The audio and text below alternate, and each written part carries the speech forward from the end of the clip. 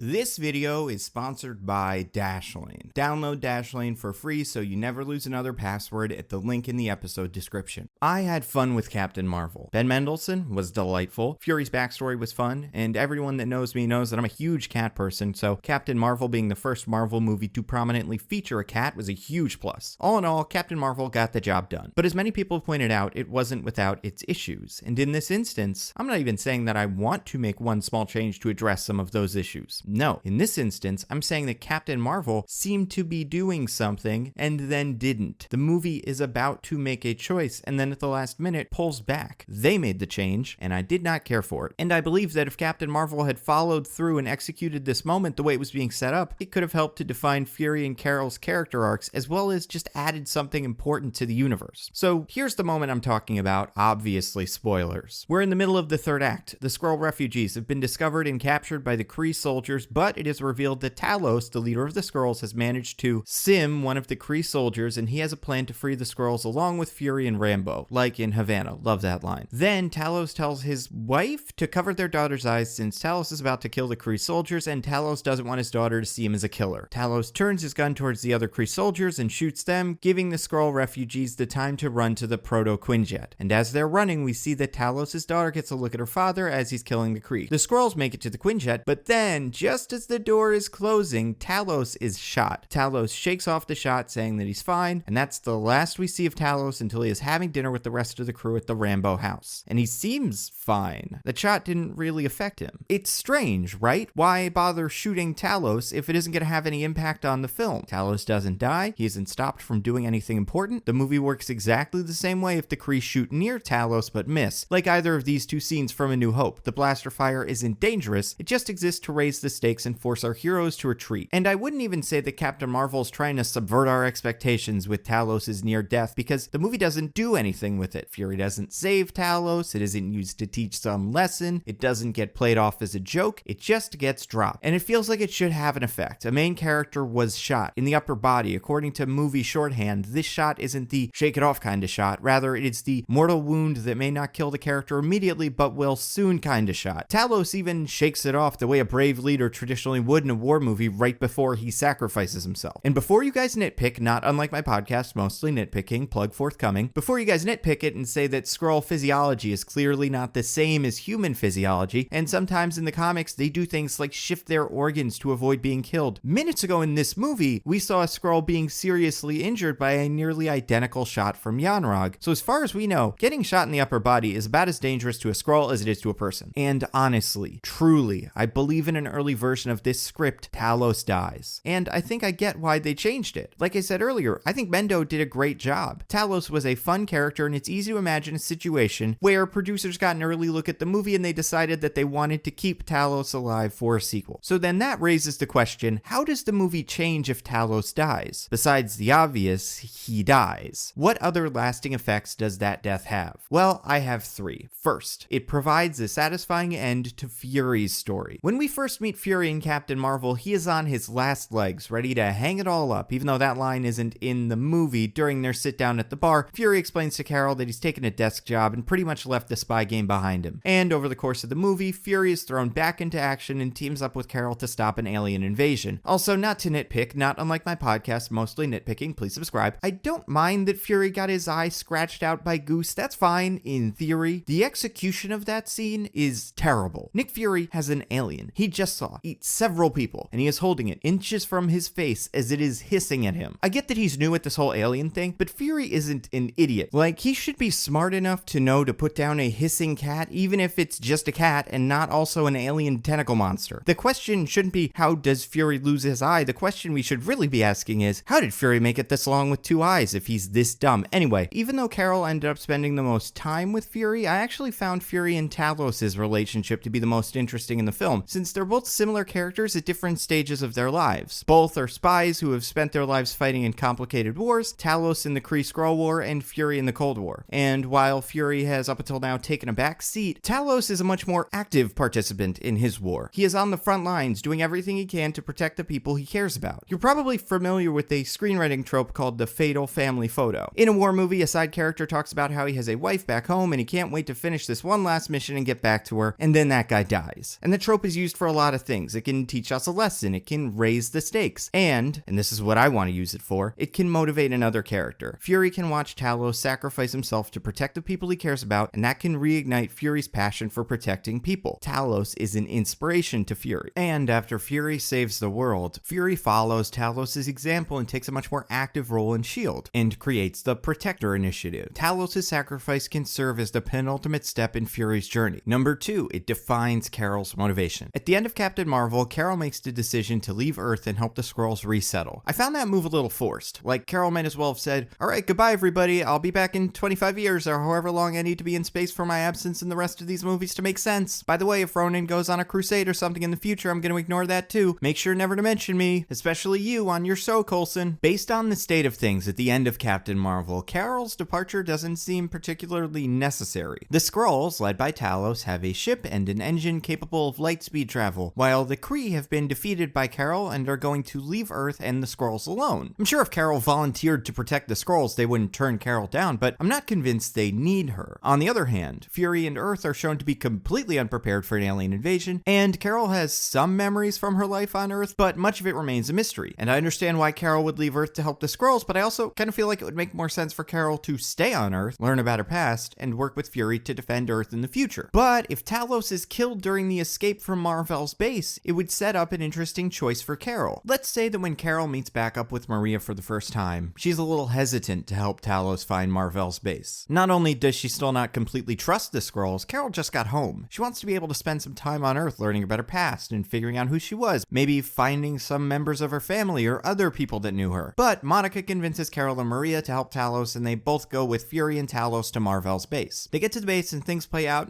pretty much exactly how they do in the original movie. It's revealed that Talos has a family, and this whole time he's really only been trying to find the rest of the Skrulls and get them to a new planet. And the plan is that the Skrulls will use Mar-Vell's base as a spaceship, and Talos will lead the Skrulls to safety. But during the rescue mission, Talos is shot and killed by Yanrog, leaving the Skrulls without a leader. And even though Carol now has everything she wanted, Carol has discovered where she came from, she has full control of her powers, and she has found a purpose in protecting the Earth, Carol chooses to give that up and go with the Skrulls because they need a leader. Very similar to how the original movie played out, but in this version, that choice is forced upon Carol. And even though Carol has every reason not to leave Earth, she sacrifices her own happiness and does something she doesn't want to do because, to quote Thor, that's what heroes do. Number 3, it establishes a future antagonist. So let's talk about the Kree-Skrull War for a second. Did I like the idea that the Skrulls were refugees? Kinda. On one hand, it was a twist I didn't expect, which should have made the Skrulls more nuanced. However, instead of turning the Kree-Skrull War into the messy, nobody's the good guy kind of war, this reveal really just switched the sides. The Kree were bad and the Skrulls were good. Not all that nuanced. And listen, does the Kree-Skrull War need to be that complicated? Not necessarily, but at least in my opinion, that's why the Kree-Skrull War is so much fun in the comics. Both sides are the bad guys. Our heroes are always just caught in the middle. There's an ebb and flow to who is the most bad at any moment, but I really get the idea from this movie that the MCU Skrulls are pretty much blameless, and at least to me, that's boring. And I'm sure that somewhere down the line, there will end up being Skrull antagonists. Maybe, as some have suggested, there will be a completely different set of Skrulls. Although this movie goes pretty far to make all of the Skrulls seem sympathetic, and maybe the antagonists will even be these Skrulls, but based on what we got from this movie, I don't have a sense that that will feel earned. It seems like Captain Marvel wants to have it both ways. They want the Skrulls to be good in Captain Marvel, and will want them to be bad in a future movie, but they're unwilling to do the necessary groundwork to really commit one way or the other. Now, before you say anything, I want to be super clear. This attitude is not motivated by the fact that the peaceful Skrull reveal kinda took the wind out of the sails of my Skrull War Machine theory that I feel at least somewhat responsible for popularizing. It was, and still is, an airtight theory, and since its inception, other YouTubers like Screen Rant and Game Theory have come to the same conclusion. It's a solid theory. Okay, maybe I'm a little salty, but like I tweeted, twitter.com/NandoVMovies, please follow, the train Skrull is still unaccounted for, and we never know who he could bump into. Anyway, I think killing Talos would have been a perfect way to set up an interesting antagonist that complicates the Kree-Skrull War in the future, and leaves the doors open that Marvel clearly wants to leave open. So let's talk about Talos' actual death. How would that play out? So Talos rushes to the Quinjet, and just as the doors are closing, he's shot by Yanrog. Talos lies down on the floor of the jet as his wife and daughter rush to his side. And as he dies, Talos says something to his wife about how much he loves her, and then he turns to his daughter and says, "I love you too, protect yourself," and Talos' last word is his daughter's first name, Varanki. Then Talos dies. Now, Talos' daughter is never never named in Captain Marvel, although a lot of people believe it will eventually be revealed that her name is Varanki in a future movie, since Varanki is a big player in Marvel Comics, probably the second most well-known Skrull behind Kl'rt the Super Skrull. If you're not familiar, Varanki is the main antagonist of a recent Marvel Comics event called The Secret Invasion, in which it is revealed that Skrulls have infiltrated the Avengers and no one knows who they can trust. Think superpowered invasion of the Body Snatchers. So her father's death by the hands of a Kree motivates Varanki to continue the Kree-Skrull war. Even though it seems like there's peace now, Varanki doesn't believe the Skrulls will be safe until the Kree are destroyed. Over the next 30 years, Varanki grows up, becomes the ruler of the Skrulls, finds the rest of the Skrulls hidden around the universe, and creates an army capable of doing some real damage. They can target Earth in the future for whatever reason. Maybe Varanki's army needs control of Earth because Earth is in a strategic location. Maybe her army needs resources or artifacts from Earth. Maybe Varanki just wants to eliminate the humans because she believes the Avengers will interfere with her plans. Marvel doesn't necessarily need to figure that part out now. They just need to plant the seed by giving Varanki some sort of motivation to continue the war. And I believe the Skrulls are the perfect antagonists for the next phase of the Marvel Cinematic Universe, since they represent a completely different threat from Thanos. It doesn't matter if you have the most powerful Avengers like Wanda, Strange, and Carol on your team. You can't punch your way out of a secret invasion. And they're the perfect enemy to pit against a team of largely new Avengers who don't yet know each other very well and aren't sure if they can trust each other. More importantly, this development would make the most important point about something like the Kree-Skrull War. It's messy. The unintended consequences of war can be as dangerous, if not more, than the intended ones, and a single unnecessary shot can be the difference between war and peace. So when the Skrulls, led by Queen Varanki, return to Earth in Avengers Secret Invasion, we understand why. So that's my case. Again, I'm not saying that Captain Marvel is a bad movie or anything like that. I just think if you followed through on the Talos execution, you could give Fury a more complete story, Carol can have a clearer motivation, and we can set up the Skrulls as antagonists in future movies. Oh, and one more thing. There are a lot of lessons to be learned in Captain Marvel. Don't let anyone tell you you're too emotional. Hold hissing cats at least one arm's length away from your face. If you are worried about shape-shifting aliens, don't leave your daughter alone in the yard. But one lesson that is easy to miss comes from this scene. The Skrull disguised as Captain Marvel is approached by Yanrog, and she begins to give her secret identification code, but Yanrog stops her and says, no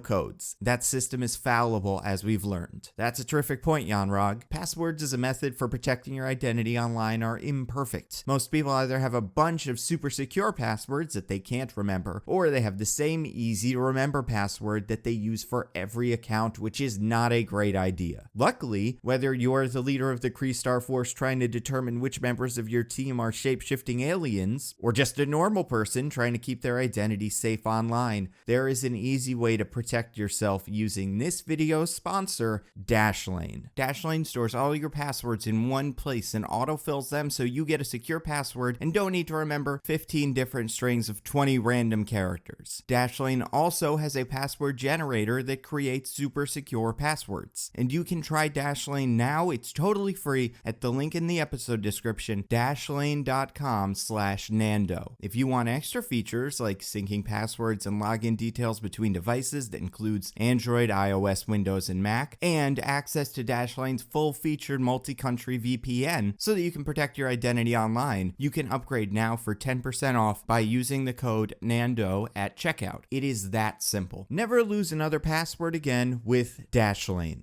As always, I have to give a huge thank you to everyone who continues to support the channel on Patreon. You guys are the best. If you want to see your name up here, get access to videos early, other cool stuff, throw in literally any amount of money at patreon.com/NandoVMovies. You have no idea how much I appreciate it. Also on Patreon right now, I use the storyboards for the Ant-Man and the Wasp 2 video, added music and sound effects, and created what would be the opening sequence for Ant-Man and the Wasp and the Ant-Man. I tweeted the link to that video out, but I'm not making a video on the real channel, so for now, you can watch it on the Patreon. Also, I mentioned this on Twitter, but I've been on vacation this week, and I actually got help with this video from an editor named Summer. I 100% could not have done this without her, so thank you so much. As always, listen to the podcast, Mostly Nitpicking. Every week, me and my co-host DJ pick apart a piece of pop culture by looking exclusively at the details. We did an episode on Captain Marvel, we did one on Endgame, we're doing one on Dark Phoenix this week, and I am so excited! You can find Mostly Nitpicking wherever you listen to your podcasts. Also, I'm really happy with the reception of the Ant-Man 3 pitch.